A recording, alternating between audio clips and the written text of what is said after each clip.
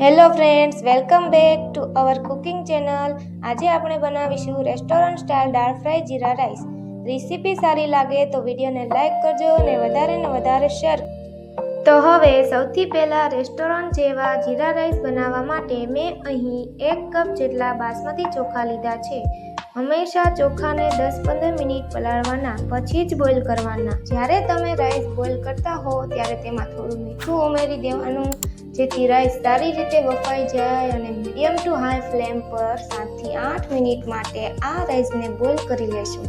તો ખાસ તેમાં થોડી વારે ચમચો ફેરવતા રહેવાનું। તમે જોઈ શકો છો 7 થી 8 મિનિટ જેટલો સમય થઈ ગયો છે અને આપણા રાઈસ એકદમ સરસ પરફેક્ટ કૂક થઈ ગયા છે। તો આપણે હવે ગેસની ફ્લેમને બંધ કરી દઈશું અને આ રાઈસને આપણે આમાં જે ગરમ પાણી છે તે બધું જ સ્ટ્રાઈમરમાં કાઢી લઈશું। હવે આ રાઈસને થોડા ઠંડા થવા દઈએ।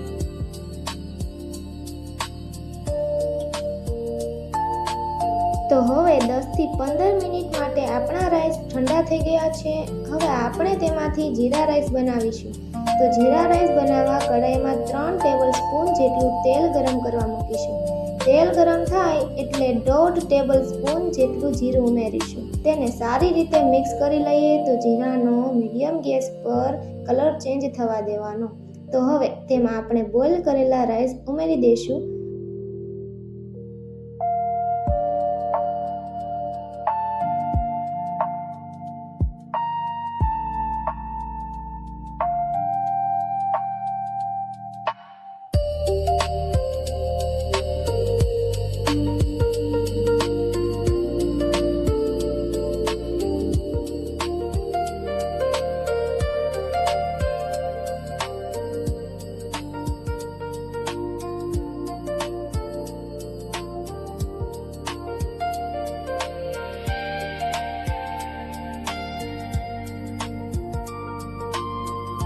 હવે તેને સારી રીતે મિક્સ કરી લઈશું, જેથી રાઈસનો દાણો તૂટે નહીં।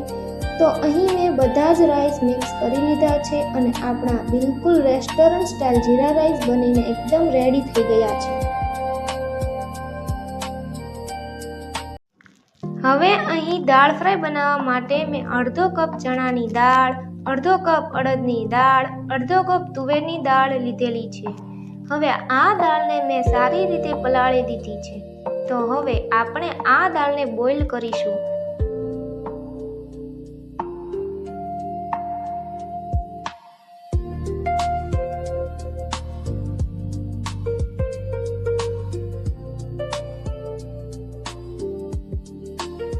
તો હવે આપણે 2 કપ જેટલું પાણી ઉમેરીશું। આપણે તેમાં કલર આવે એ માટે 1 ચમચી જેટલી હળદર અને સ્વાદ પ્રમાણે મીઠું ઉમેરીશું। મીઠું ઉમેરવાથી દાળ જલ્દી બફાઈ જાય છે।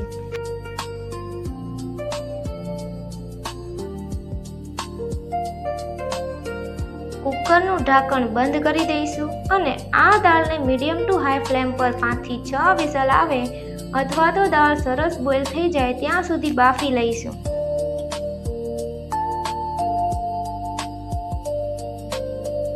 તો કુકરનું પ્રેશર પૂરું થયું એટલે મેં બધી દાળને આ રીતે કાઢી લીધી છે। આપણી એકદમ પરફેક્ટ દાળ બોઇલ થઈ ગઈ છે, તમે જોઈ શકો છો।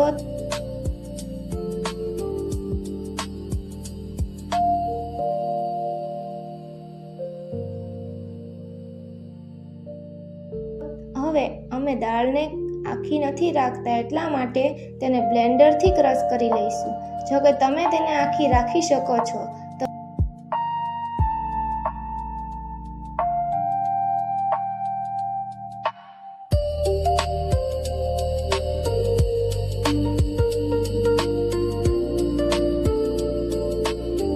તો હવે આપણે આ દાળમાંથી દાળ ફ્રાય બનાવીશું।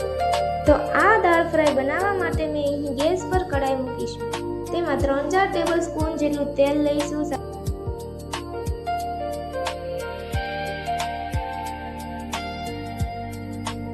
સાથે 2 ટેબલ સ્પૂન જેટલી જીરું લઈશું અને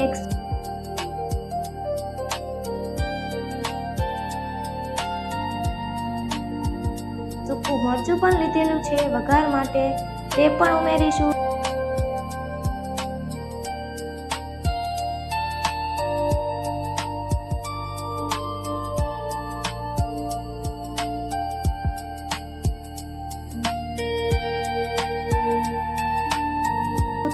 આ વઘાર સતળાઈ જાય એટલે તેમાં ટામેટાની ગ્રેવી ઉમેરીશું.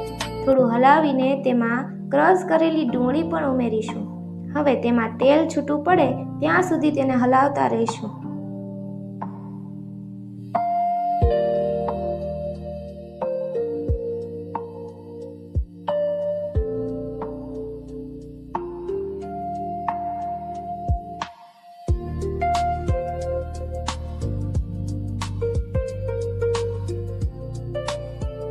હવે તમે જોઈ શકો છો કે આપણું ટામેટું એકદમ સરસ કૂક થઈ ગયું છે. હવે આપણે તેમાં 1 ચમચી હિંગ, 1 ચમચી હળદર પાવડર, 1 ચમચી જીરું અને સ્વાદ પ્રમાણે મીઠું ઉમેરીશું.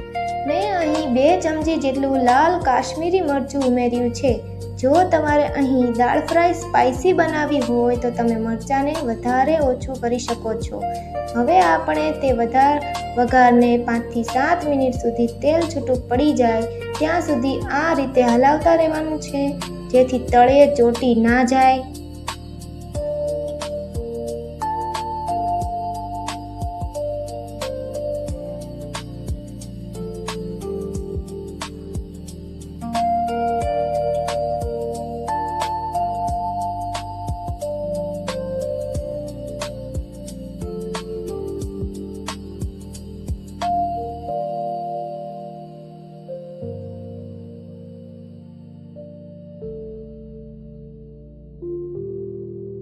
હવે આપણે તેમાં સમારેલી કોથમીર ઉમેરીશું.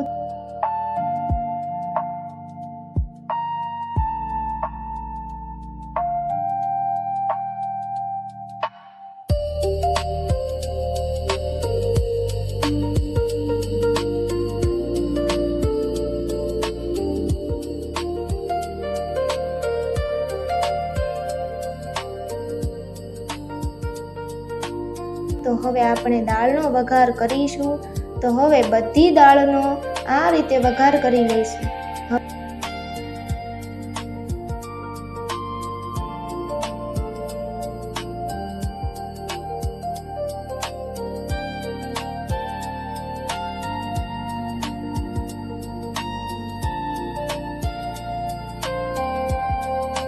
હવે આપણે તેને 2 થી 3 મિનિટ માટે સારી રીતે કૂક થવા દઈશું.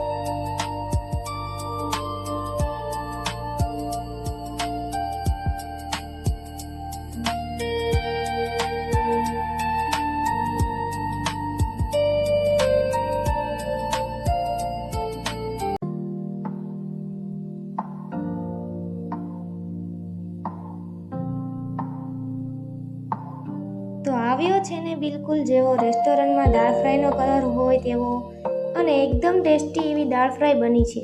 તમે જોઈ શકો છો 2 મિનિટ આ દાળ ફ્રાય ઉકળી ગઈ છે. જો એકદમ સરસ રેસ્ટોરન્ટ જેવી દાળ ફ્રાય તડકા રેડી છે.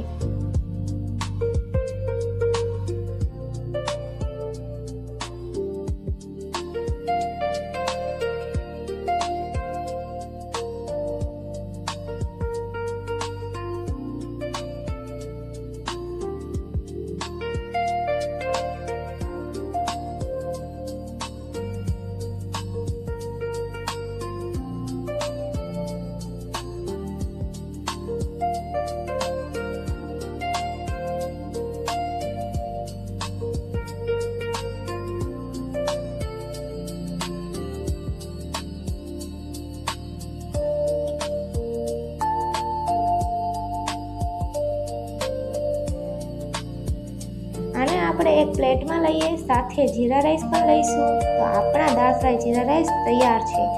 જો તમને મારી રેસીપી ગમે